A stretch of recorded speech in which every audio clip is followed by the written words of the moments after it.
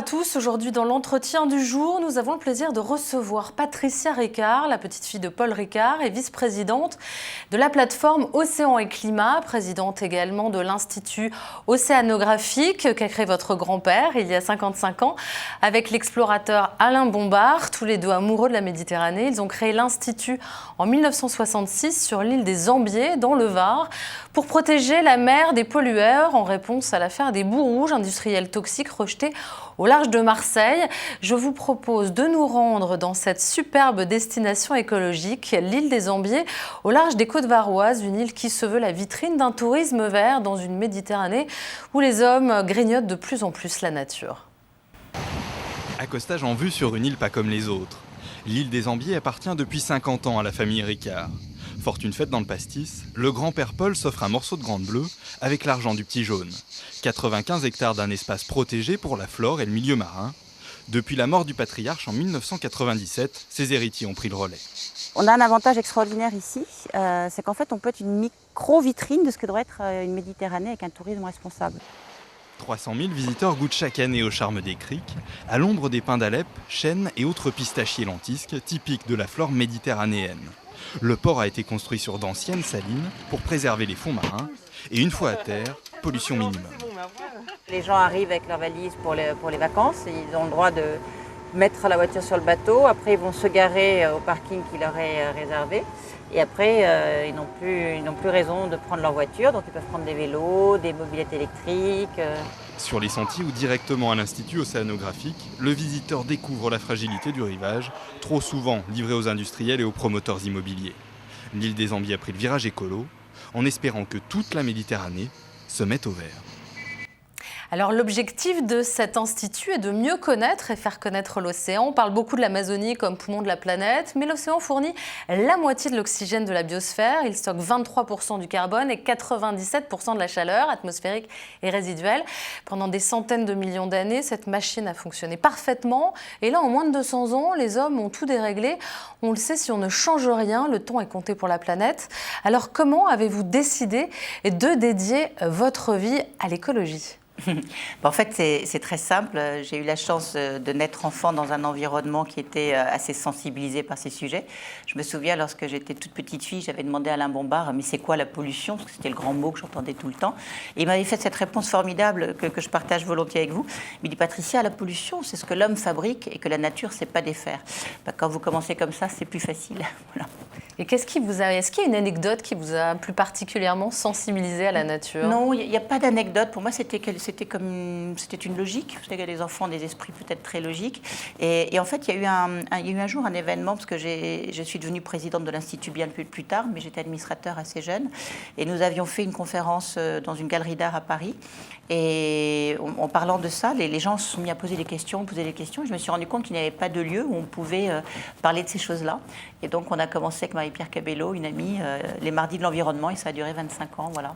C'était quoi les Mardis de l'Environnement ? Les Mardis de l'Environnement, c'était la parole donnée à des experts, à des gens qui étaient vraiment sur le terrain et qui allaient travailler sur des sujets en lien avec la biodiversité, les espèces naturelles, le développement durable, voilà, enfin, tout ce qu'on appelle aujourd'hui la transition énergétique et écologique.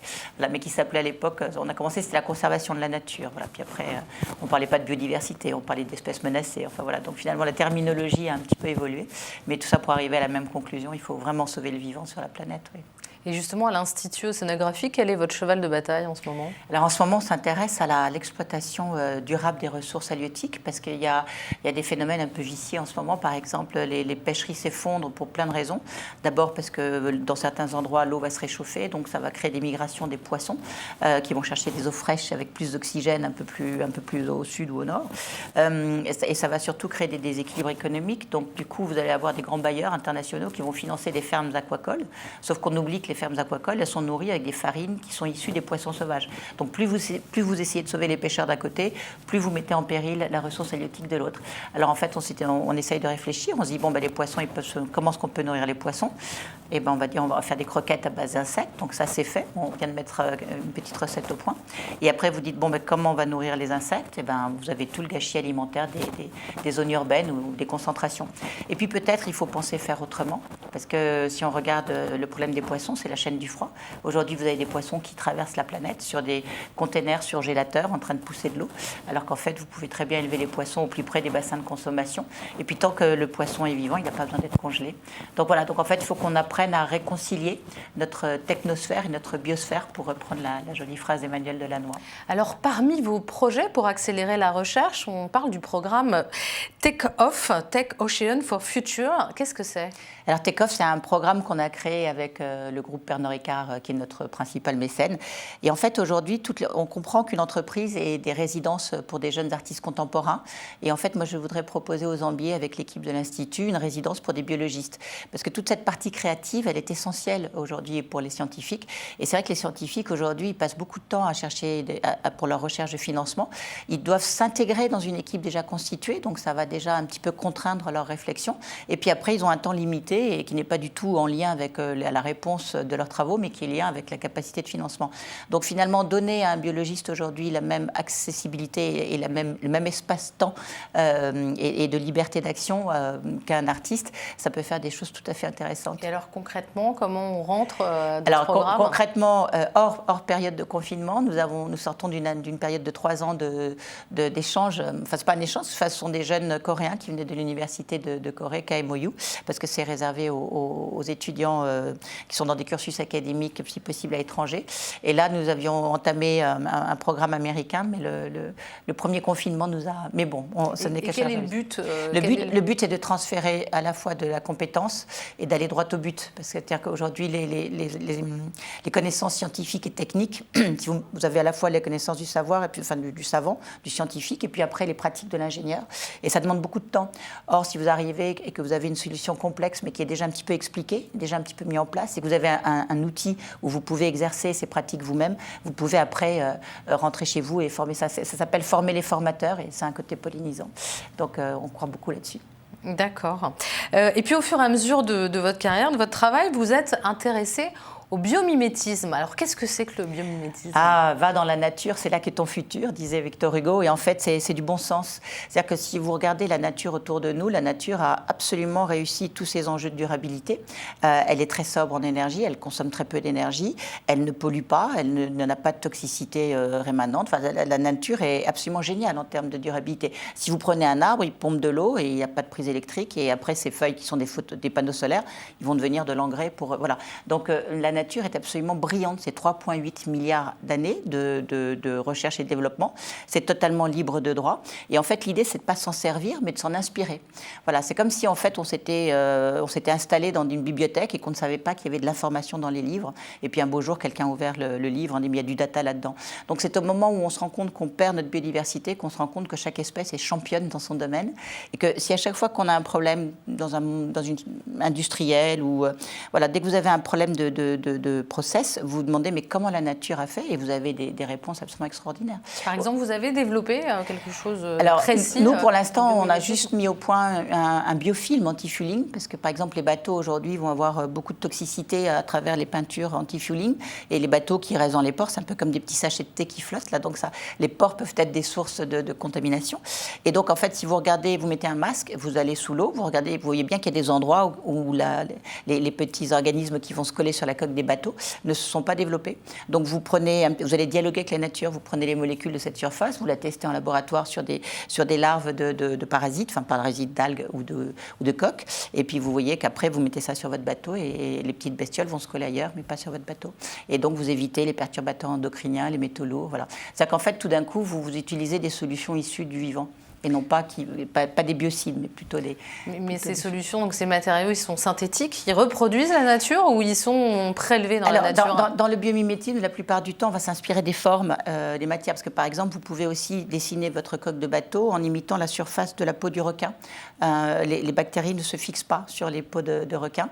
D'ailleurs, aujourd'hui, dans les hôpitaux, il y a des peintures qui vont reprendre cette structure en séchant. Et donc, ça va éviter de désinfecter la pièce, puisqu'il va y avoir la forme va empêcher les bactéries d'atterrir sur le mur. Vous avez le nez du martin pêcheur qui a inspiré le train à haute vitesse japonais. Vous avez les baleines qui vont inspirer les pales des éoliennes pour optimiser la résistance et la portance. Vous allez avoir le fameux bâtiment de Eastgate Building au Zimbabwe qui tout simplement imite les termites. Les termites, elles habitent dans des trucs très hauts, avec des colonnes en dessous qu'on ne voit pas malheureusement. Et elles doivent maintenir une température constante entre 21 et 23 degrés, alors qu'il fait 0 degré la nuit et 40 degrés la journée. Et elles font circuler l'air. Voilà. Il y a un architecte qui a utilisé cette approche et il a baissé de 90% la facture d'énergie thermique de son bâtiment. C'est-à-dire, mais depuis tout le temps, l'homme a imité la nature. Les premières huttes ressemblaient à des nids. Voilà. Et en fait, la nature est extraordinairement efficace, très efficace. Donc il faut juste décoder. Voilà. Est-ce que vous l'avez développé de manière industrielle? Alors nous sommes un laboratoire de recherche, c'est-à-dire que d'abord on ne fait pas de copyright, et une fois que notre process ou notre mise au point est validée, une fois que tous les réplicas, on le met sur le marché, et si les gens viennent nous voir, c'est à eux de l'exploiter. Non, on est plutôt en copyleft, nous. Vous ne développez pas des brevets autour de ça? Non, puisque la plupart du temps, on travaille avec des fonds privés de mécénat ou alors avec des fonds publics, fonds européens et fonds régionaux. Et donc, la notion de propriété est très, très éloignée de nos propos. Quels sont vos développements, donc les développements dans ce domaine-là, le prochain développement que vous Alors notre prochain dada, ouais. Notre prochain dada en fait c'est justement de lutter contre ces farines de poissons qui déciment les océans et puis d'essayer de marier les solutions qu'on va trouver au laboratoire avec les biologistes, les pêcheurs, avec les nécessités de transition. Donc c'est cette fameuse bouillabaisse 4.0, 0 km, 0 carbone, 0 déchet, 0 plastique. Et finalement, quand vous réfléchissez avec des scientifiques un peu comme quand vous jouez enfant, vous savez, quand vous jouez enfant, vous dites, toi tu serais le gentil, moi je serais le méchant, tu serais l'Indien, je serais le cow-boy, vous pouvez très bien avoir la même créativité intellectuelle, et après vous vous rendez compte qu'un par un, vous démontez les obstacles ou les freins, et donc vous vous rendez compte que les poissons, vaut mieux les élever à terre, que les poissons, ça peut manger des farines d'insectes, que les insectes, ça peut manger des déchets urbains, que tout ça peut être en circularité, et là vous retombez sur l'économie circulaire, sur les circuits courts, sur la souveraineté alimentaire, et en plus ça crée des emplois de proximité assez accessibles. Donc voilà, donc en fait vous vous rendez compte quand vous essayez de vous simplifier l'existence en supprimant au maximum les nuisances, vous arrivez à des résultats tout à fait intéressants. Et là vous rentrez dans ce que j'appelle moi l'innovation de rupture. La plupart des gens pensent que le futur avec les transitions énergétiques, c'est je ne change pas mon modèle, mon business model, mais je change ma source d'énergie. Et en fait, la vraie innovation du futur, la vraie innovation de rupture, c'est de réfléchir et de révisiter complètement son process en utilisant le moins possible d'énergie et si possible des matériaux qui vont rentrer dans un grand cercle de revalorisation et de recyclabilité. Mais c'est vraiment, c'est presque une philosophie. Et le biomimétisme vous incite à ça parce qu'il y a énormément d'exemples dans la nature sur les matériaux. Si vous prenez un paquet de chips, c'est très complexe à défaire. D'abord, il faut du vernis, de la couleur, du papier, voilà. Vous prenez une coquille de hanneton, ça va avoir les mêmes propriétés, ça va être brillant, ça va être joli, ça va, sauf que le hanneton après il va être totalement biodégradable et que le paquet de chips non, que le paquet de chips il va faire des tonnes de déchets et que le hanneton il va juste revenir dans la boucle du vivant. Donc aujourd'hui, on sait comment les animaux et comment le vivant construit ces matériaux. Donc aujourd'hui, on peut très bien s'inspirer grâce à l'échelle nano. On voit que la nature imprime en 3D, on voit qu'elle prend très peu d'éléments, alors que nous on prend plein de trucs complexes. Voilà. Souvenez-vous, ce que l'homme fabrique et que la nature ne sait pas défaire. Voilà. Mais pour changer tout ça, vous avez besoin de l'Europe, vous avez besoin de légiférer, parce que sans législation... Pour changer tout ça, on a besoin d'entrepreneurs, on a besoin d'ONG, on a besoin d'universités et on a besoin de territoires. Quand nous étions au sommet des Deux Rives, on avait pratiquement écumé plus de 300 projets sur 10 pays. Et en fait, on se voit que les projets qui ont une pérennité, qui sont vraiment des projets qui vont s'inscrire dans un futur durable, c'est des projets qui font travailler plusieurs disciplines et plusieurs secteurs en même temps. Donc il faut une entreprise pour avoir la pérennité économique et la volonté de bâtir un marché autour de ça. Il faut une université pour être dans l'acquisition de connaissances et le déploiement des connaissances. Il faut une ONG pour être dans l'acceptation sociétale et être sûr que vous n'allez pas faire des bêtises. Et puis il faut un territoire ou une institution pour avoir l'ancrage territorial et le portage politique. Quand vous avez ces 4 acteurs, ça commence à aller mieux. Voilà. Et aujourd'hui, ce sont des choses qui se mettent en place. On le voit de plus en plus. Les ONG travaillent avec les ministères, qui travaillent avec les universités. universités, qui travaillent avec les entreprises. Le dialogue aujourd'hui, il est beaucoup plus nourri et beaucoup plus partagé. Et c'est ce qu'on fait à la plateforme Océan et Climat d'ailleurs. On est un endroit, un lieu d'interface entre tous ces différents acteurs qui se parlent beaucoup mieux qu'avant. Est-ce que changer ça, par exemple, là vous avez donné cet exemple très parlant du paquet de chips, est-ce que ça va coûter cher de faire ça? De toute façon, l'innovation de rupture, elle coûte toujours cher au début. Quand vous êtes le seul à faire quelque chose, d'abord, vous n'avez pas d'économie d'échelle, vous n'avez pas de marché, donc c'est un peu compliqué. C'est pour ça que je crois qu'aujourd'hui, il faut vraiment changer la mentalité du business, c'est-à-dire qu'il faut penser qu'on n'y arrivera pas tout seul. Je pense que les entreprises qui pensent qu'elles vont trouver encore un secret formidable et qu'elles vont être le seul à le développer, je pense qu'elles ne s'inscrivent pas forcément dans le bon endroit. Je crois qu'aujourd'hui, il faut faire des plateformes de recherche de R&D collaboratives, il faut être dans la mutualisation. Après, chacun peut faire son petit ouin-ouin, mais il faut vraiment que les entreprises comprennent que derrière cette innovation de rupture, derrière cette volonté de faire autrement, il y a les marchés de demain, il y a les produits que les clients de demain voudront. Là, la jeune génération, on ne lui fera pas prendre des vessies pour des lanternes. Je crois qu'il y a une exigence de durabilité chez les jeunes consommateurs d'aujourd'hui. Il faut que les entreprises fassent vraiment le grand saut. Là, il faut vraiment lâcher la rampe et aller chercher de l'innovation de rupture. Et dernière question, ça va prendre combien de temps? Vous parlez de la génération d'après. Vous pensez qu'on va pouvoir tout changer en une seule génération? C'est déjà en route. Le problème, c'est qu'on ne peut pas être à la fois au four et au moulin et que les gens qui sont sur ces sujets-là ne sont pas encore en train d'en parler. Regardez une société qui s'appelle Interface. Déjà, elle est remarquable. J'aime beaucoup. C'est ceux qui ont inventé les carrés de moquette. Regardez la plupart des entreprises du CAC 40 qui ont intégré des données environnementales dans leur rapport annuel. Aujourd'hui, il y a même des entreprises à mission qui s'installent avec le APAX, etc. Il y a un bruit de fond. Mais vous savez, on dit toujours, on entend l'arbre qui tombe, mais pas la forêt qui pousse. Et il y a plein de forêts qui poussent en ce moment. Il faut juste pas perdre espoir. Vous savez, on est un peu à une transition, c'est-à-dire qu'on sort d'une période, on vit la fin d'un monde terrible et le début d'une époque formidable, un petit peu comme il y a eu le Moyen-Âge et la Renaissance qui se sont un petit peu croisés. Mais oui, et la lumière est au bout du tunnel, il ne faut pas désespérer. On finit sur cette belle note. Merci Patricia Ricard et bon courage et beaucoup de chance dans vos entreprises. Merci.